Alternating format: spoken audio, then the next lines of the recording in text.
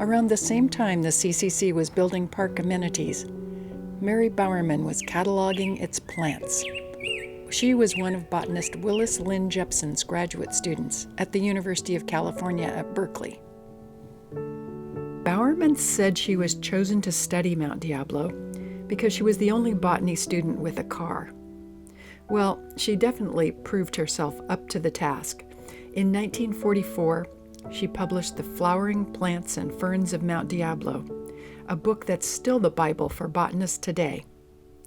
In the 1970s, she helped found both the Mount Diablo Interpretive Association, which fosters appreciation and enlightened use of the state park, and Save Mount Diablo, which has dramatically expanded protected land on and around the mountain.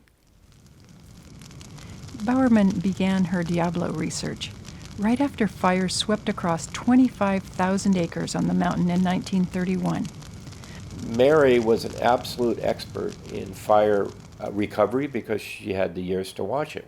And there were fires, huge fires, in the 30s and 40s and 70s on Mount Diablo. After a fire in 1977, Dean Lesher of the Contra Costa Times raised money to replant the blackened slopes with Monterey pines. But Monterey pines don't grow on Mount Diablo. They're a non-native species and would have been unlikely to survive. Mary was outraged. So she really tried to get professors there to talk about that it will restore itself. Yes, you need to deal with erosion and clear the creeks, but it will restore itself.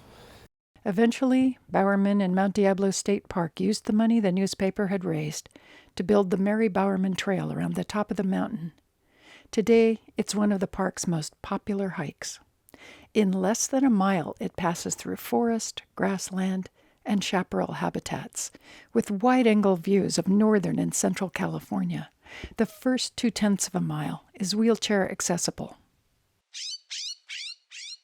Through her work with Save Mount Diablo, Mary was directly involved in saving places on the mountain that many of us take for granted today.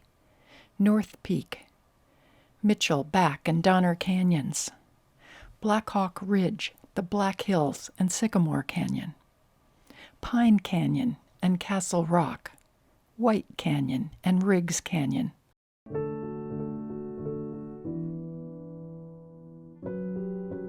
She never got a job at a university as a botanist, but in her mid-60s, she created a conservation organization which would expand on her legacy in a way that affects the entire state of California and the Bay Area.